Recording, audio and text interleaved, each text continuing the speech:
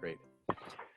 Hi, I'm Jim Willenbring. I'm here today with two of my colleagues from the Software Engineering and Research Department at Sandia National Labs, who submitted white papers on version control and specifically Git to the Collegeville 2020 workshop focused on developer productivity for scientific software. First, I'd like to introduce Jason Gates, whose paper focuses on the delivery of Git training. Jason, would you like to say just a little bit about your paper and maybe especially touch on the kinds of intermediate to advanced Git training topics that you have seen students retain most effectively? Yeah, sure thing. Thanks, Jim. The paper, if you want to look into it, is called Git Productive. It's as creative a name I could come up with for it. Basically, it's an experience report talking about the last, say, 5-6 years or so of Git training efforts that have happened in our center here at Sandia Labs. And in terms of your question, especially the intermediate things that have been retained most, I think the biggest thing has been getting folks familiar and comfortable with a fork, branch, and pull request workflow and all of the potential benefits you can realize from that, from code review to automated testing to just giving yourself more stability in your code base. Some other things that stick out are more advanced topics like rebase and cherry pick that just give developers more comfort with reorganizing commits in history to make sense, to clean up after themselves before sharing and going into a code review, things of that nature. Does that kind of answer your question? Yeah, it really helps. Some of those advanced topics really help to solidify the mental model of how commits work and the internals of how Git operates. Yeah, thanks, Jason. I also have with me Ross Bartlett. Ross's paper discusses how Git workflows can greatly increase developer productivity. Ross, can you say just a little bit about your paper and perhaps comment on how a team might move forward with adopting more advanced Git workflows when some fraction of the developers are against or at least hesitant to do so? Sure. All right, so the name of my paper is Restoring Productivity through the Advanced Usage of Git. And so the basic premise is that, so in general, the best software development processes are the simplest processes. And so the case that Jason talked about where developers move to from just pulling and pushing to just one master branch or repository to creating little topic branches, having them reviewed, tested, and merged back in, that's a relatively simple workflow in the broad scheme of Git workflows and so forth. And even companies and teams that claim they do trunk-based development are still doing that workflow. Like that's essentially what they do at Google when they integrate changes in. They get reviewed and tested before they get merged in. So that's a very simple workflow. But there are cases where it's difficult to get those little topic branches merged into the main develop branch. And if you don't merge those things in fairly frequently, then you can cause very significant delays in follow-on work that needs to build on top of those changes. Or if you try to do other follow-on work in a separate branch, you're just creating massive conflicts, essentially, that you got to resolve when you merge them back together again. And those are two big things that kill your productivity. So, the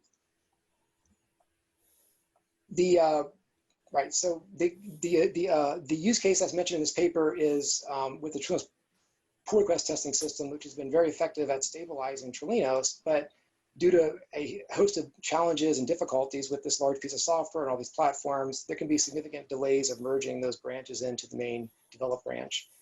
And to avoid the delays in integrations and so forth, we've developed some workflows to allow me and another developer to work together to implement new functionality and also get testing up on the set of builds that supports one of our major customers for the ATDM project, which is described in the paper. And the basic premise is that the skilled usage of Git and knowing these basic building blocks for Git workflows can allow you to devise very specialized workflows very quickly with other developers to work around very difficult situations that exist in a project. So the example described in this paper is just one. I know of at least 2 or 3 other cases where more sophisticated workflows either did have a large impact or would have a large impact had they been adopted. Now we get to your last point, which is, so it's my firm belief after having using Git for the last 12 years, especially in the last 5 years after learning more about Git workflows and more advanced workflows, I believe that the inability or unwillingness for many people in the computational science and engineering community to learn kind of the fundamentals of Git and the basic building blocks for Git workflows is one of the major impediments for moving forward with higher software productivity and software quality. And that's a very hard case to make, because I think the issue is that, you know, a lot of people in this community are not interested in the fundamentals of software development, and certainly they're not interested in version control. They just want to do their job. And their head is already filled with their research and their domain. And I don't think it's the time that it would take to learn Git. I think it's opening enough room in their brain to learn the basic Git object model and to learn these things. And I think that's probably the biggest problem. And I don't know how to resolve that. But yeah, I other than just show examples of where this works and so forth. Yeah. I wonder if we've started to gain some positive momentum there, though, just because there have been enough teams that have adopted this, and people either on a different project have experienced that, or they have colleagues who can attest to it. It's my hope, at least, that that will over time break down the resistance. I don't know what you think about that. But. Yeah, I don't know. I guess we need to interview developers one-on-one and kind of understand what their resistance is. I have had a little of that feedback, but it's been several years. So there's some individuals that will just put their foot down and say, I don't have the time, I don't have the interest, I'm just not gonna learn anything more. Just give me a set of commands that I have to run. I don't wanna learn Git, I just wanna know what commands to run. But the problem with Git is that that's very ineffective, because as soon as you hit a merge conflict or something happens, then they're just lost. They have no idea how to correct the problem. And I'm thinking a lot about this recently, and we have a situation in our projects. A lot of our projects are using C++, which is a very complicated programming language. And what happens is that you have 1 or 2 people on a project that really know C++ pretty well. They develop the major infrastructure for the code. They implement many of the idioms, and then the other developers that don't know C++ as well, they kind of just copy and paste and follow those idioms, and they can get along pretty well.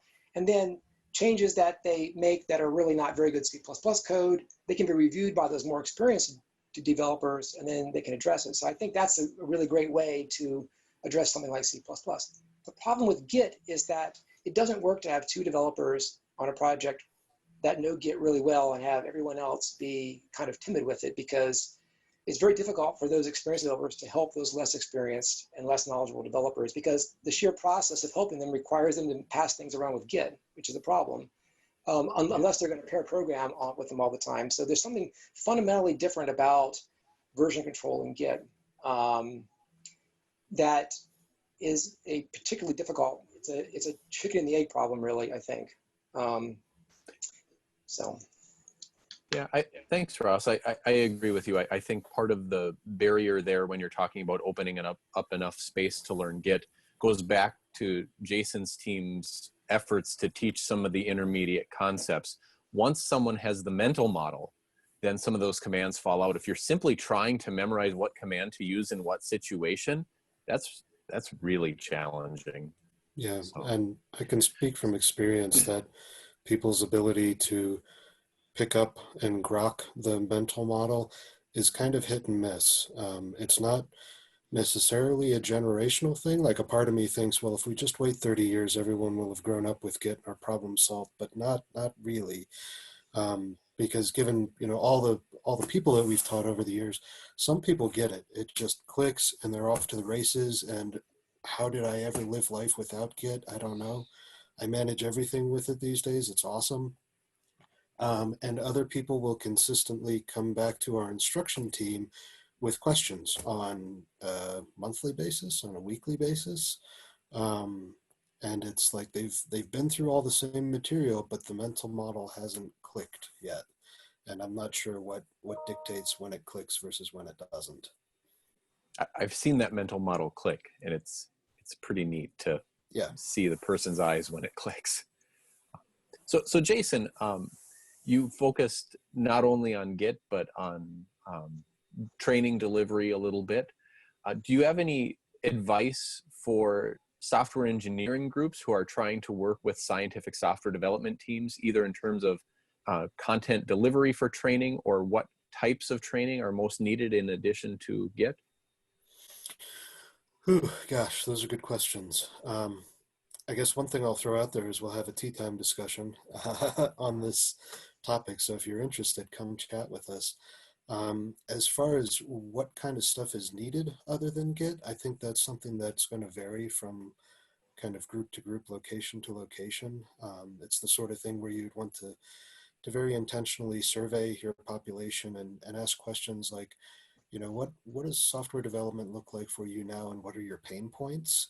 And then as an instruction team, you can figure out, which of those pain points is most significant and how do we need to address it. Um, but again, that's going to vary from kind of team to team, location to location. We Yeah. focused on Git initially because so many folks were moving to Git, and people were kind of taking the plunge without thinking about it, and then realizing, oh shoot, I need to learn how to use this tool because it doesn't behave like CVS or SVN or whatever I was used to, ClearCase or whatever. So that's how we initially wound up focusing on Git. In terms of delivery style, I think the thing that we found most effective actually comes from the Carpentries, and that's just live coding demonstration. So while our courses have plenty of preset materials that we send out to the students to read afterward and go through examples and homework and stuff like that, our time together in class, whether that's physically in class or over video conferencing meeting like this, is primarily the instructor working at a terminal, just going through live demo examples, which is, I think, particularly useful in a context like Git, because you get to see the instructor screw up. Shoot, what did I do? Git status. Okay, that's where I am. So you see, you get to watch a master go through the motions and then take time to work through those same activities yourself, but you also get to see the master make mistakes, and given their wealth of experience that we're trying to get across in these classes, you see how they correct from those mistakes.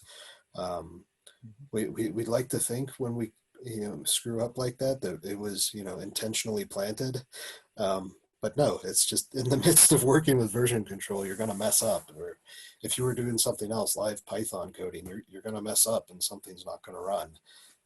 And that's useful for people to be able to see you recover from it.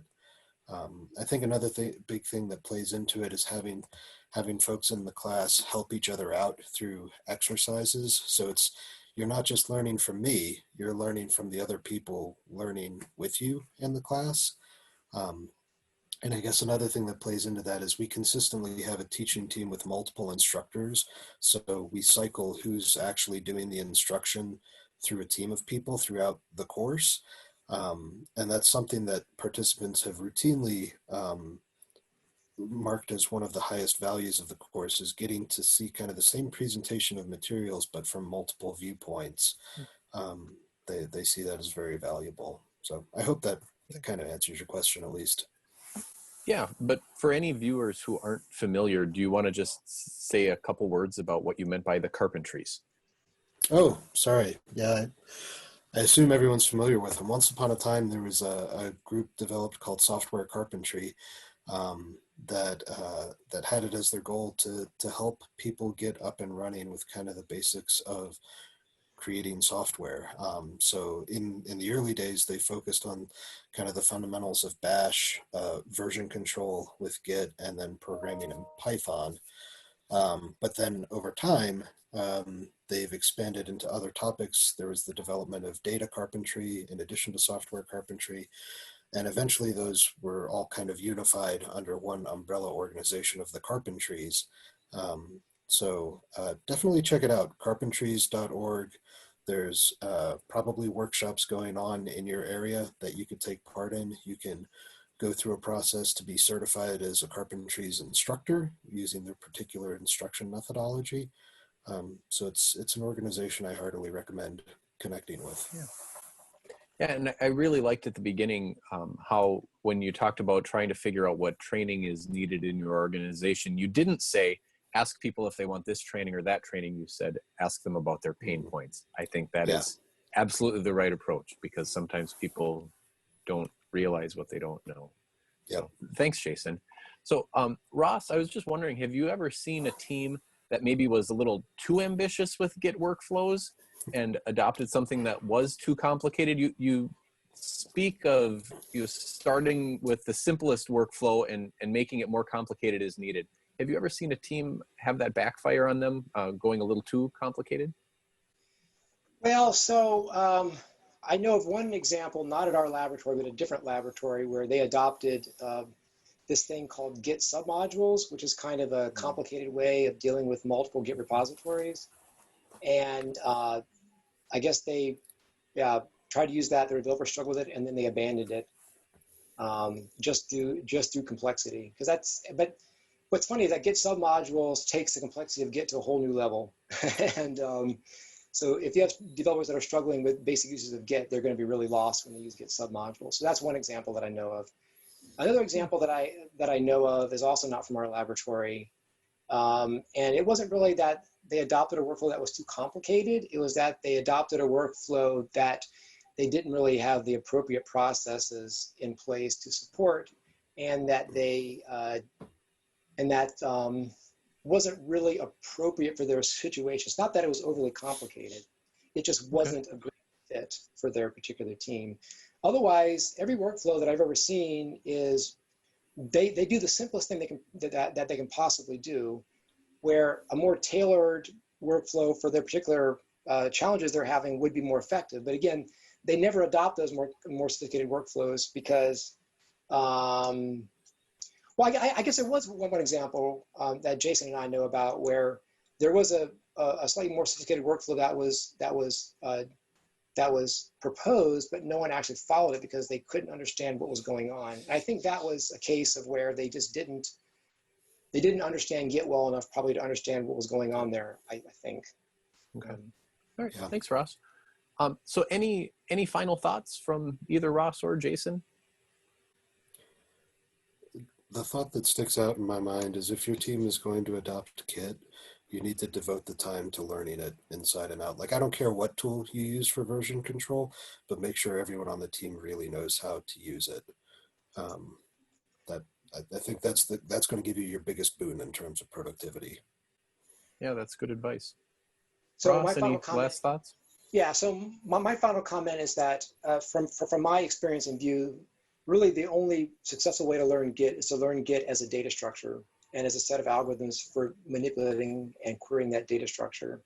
And then given that knowledge, then you can talk about idioms for using Git and design patterns for developing Git workflows. But without that fundamental understanding, like if you can't write down the Git commit graph, and if you don't know what those little dots mean and what the edges mean, then you're just going to be lost with Git. And that is the mental model for Git that you have to have. And then you need to know a little bit about how Git actually stores the changes to your repository. You need to understand that snapshotting model, which is different from the Delta model that SDN and CVS use. That is so critical to using Git. And most people don't take the time to learn that model. And that mental model matches up exactly with the implementation of the code itself. So it's a perfect model. So that's what I would say is just people need to invest to really learn that. And it's like graphs. I mean, if you like graphs, then it's just a pretty simple implementation of a graph, actually, compared to other graphs that exist out there. So, yes. Okay, thanks, Ross. And thanks, Jason and Ross, for your time today. Yep. Thanks, Jim.